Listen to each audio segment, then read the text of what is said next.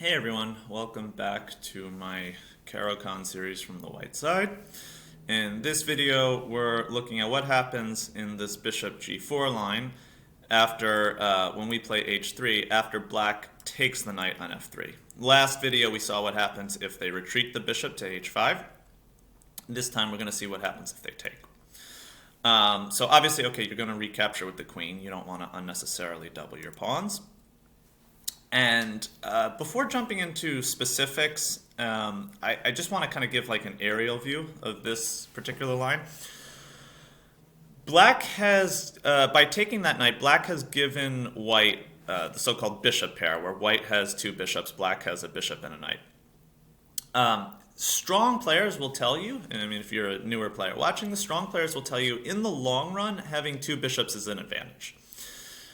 Over the course of a game, the position tends to sort of open up, right? Pawns get exchanged, the center starts to open up. It's sort of like chess gravity. That's the way that the game tends to go in the long run. And bishops tend to play better in an open position. Now, in any sort of mainline opening, black is conceding something to white just by dint of white having the first move and dictating the way things go a little bit. So if you think of, say, the Sicilian defense, black is allowing white a lead in development a lot of the time. In the Berlin defense, black is allowing his pawns to get doubled. However, in those openings, I think black gets something serious in return. So, for instance, in the Sicilian defense, black gets a central pawn majority. In the Berlin, black gets a bishop pair. Here, black is conceding giving up the bishop pair, but I don't really feel like black gets enough in return. I think he's the thing you could argue is white is wasting time with his queen, but to me that's just not that big a problem. So let's take a look at this. We're gonna actually follow a stem game from the current leader of the candidates tournament, Maxime Vachier-Lagrave. Now, by the time this video comes out, somebody else might be in first. It's been kind of a wild tournament. But this was a very nice game he played last year, 2019, versus another 2,700 plus player, David Navarra. And so we'll just follow that game, and I'll give some notes along the way. So black in that Navarra played e6, which makes a lot of sense. Black has traded off his light squared bishop, so he's just going to put a lot of pawns on light squares to be solid. Lagrave decided to play bishop e2. Which I actually had been under the impression that white almost always plays pawn to g3 and then fianchettos this bishop by playing bishop g2. But I actually liked the way Lagrave played more. He was more direct with it. He played bishop e2, black developed his knight, and Lagrave castles. Okay. Now, what white really wants to play next is they're looking to just play pawn to d4, grab more space in the center, and then maybe later push this pawn to e5 and kick the knight back. Sorry, not taking that. So Navarra playing black played bishop to c5, which stops d4, and Maxime played in response rook to d1. I really like the way he's playing. It's very direct. So what do you think white is trying to play next? Yeah, he's trying to play pawn to d4 anyway. So black plays the move bishop to d4 to block that, which makes some sense. And here I think is where Lagrave showed his preparation. He played a really, really clever move here, which was queen to f4. Just a small queen move, but it carries with it some nasty ideas. So the first point is that if black were to just castle here, so say something natural like that, now I think he's already in pretty serious trouble. So white could now continue with his idea, just play pawn to e5, which will both kick this knight, but also open up a sort of sideways threat on this bishop. So like black can't just retreat the knight because white's just winning a piece. So he would have to do something like bishop takes c3, first grabbing something with that bishop. After white recaptures, black will now have to move this knight. And then after, say, something like pawn to d4, I just much prefer white's position. White has all this extra space in the center and the king side. He has 1, 2, 3, 4 attacking pieces ready to go against the black king. He's got this semi-open b-file, which he can bring a rook to. I think white has very serious attacking chances, and it seems like a much easier position for him to play. So black did not just castle here after queen f4. Instead, he decided to stop pawn to e5 by playing it himself. But now this actually is a pretty serious pawn move. He's moving a pawn onto a dark square, which means it's going to harmonize worse with this bishop. You know, when you have pawns, you like them to be on the opposite color of your bishop, so that they go together better. Now he's doing this, which makes this bishop a little bit clunkier, and it also softens up his center. He has less control, say, of the d5 square now. And this gets at a point that I was saying earlier, which is over the course of a game, the board tends to open up and the pawns tend to be a little bit fluid in the center, which is why I like my bishops.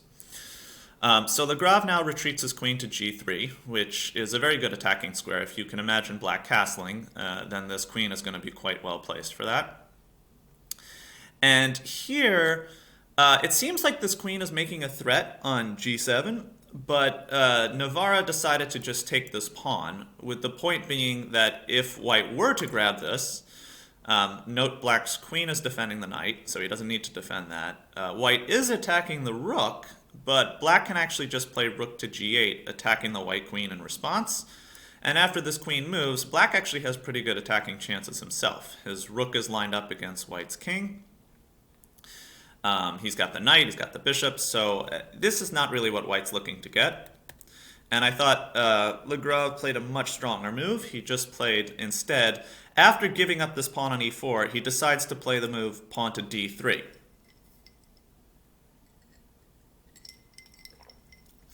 I really like what he's doing here. He's actually sacrificing a pawn because he's giving up the, black took a pawn and white's immediately trading it off. But after this, again, this follows what I'm saying. The board is starting to open up, and I think white's, fast-moving pieces like his rook on d1 and his two bishops are going to play very, very well. Black plays knight to d7, which still sort of baiting white to try to take this pawn, which white does not do. Instead, white plays knight to e2. Black castles, and now white plays the move bishop f5, which is clever. Now white's moving his bishop off of the d-file, which means his rook is exerting more pressure along these pieces on it. So potentially stuff like pawn to c3 could be in the air. Black now plays the move knight to c5, which is a mistake, but not for the reason that it might look like, obviously. So I've shown this to a few students, and again, the ones who are like clever with tactics, a lot of them say, wait. This bishop is pinned. The rook is pinning it to the queen. Don't we want to put pressure on the pinned piece? So say you were to play the move, say pawn to c3 here. Does that work? I'll give you a hint, because it's not really a tactics video, but there's a tactic for black, and I'll give you 3 seconds to find it. 3, 2, 1. Yeah, so if you notice, white has a loose rook here on d1, and there's a saying in chess that loose pieces drop off. Black has a nice tactic. Bishop takes f2 check. After white recaptures, well, black is just taking the rook here and is obviously winning, so that's not what we want. Instead, Lagrave does something much better. He plays bishop to h6, which is using his active queen to create a checkmating threat on g7. Note, black cannot take this bishop because the pawn is pinned. And he has to deal with the threat of mate, so he plays knight to h5, which attacks the queen and defends this pawn. So white plays queen to g4, which maintains the pin on the pawn and is also attacking the knight. Oh, by the way, the bishop takes f2 tricks don't work anymore because now white's rook on a1 is defending this, which it was not doing before. So here, after queen to g4, white is threatening this knight. Unfortunately, black can't really move it because, again, like say they play knight f6, white's just coming in with checkmate.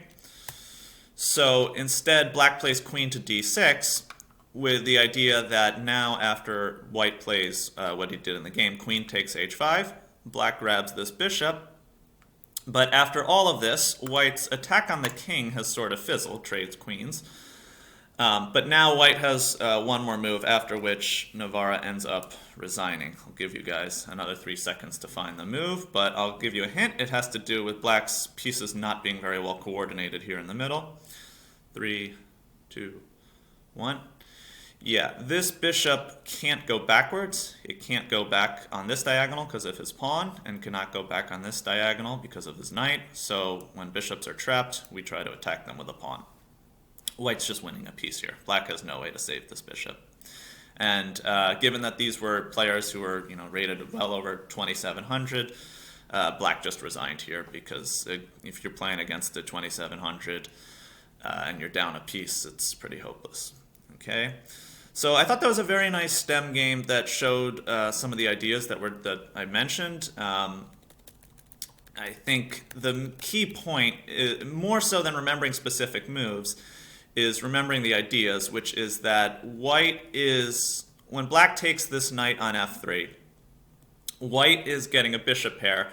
And while it might be hard to realize the advantage of that right away, I think, again, in the long run, positions tend to open up, and that tends to play better for the bishops. And this was a very nice demonstration of that from Vacher Legrave. He beat a world-class player in under 20 moves, which is by no means easy to do. All right, so I will see you guys in the next video.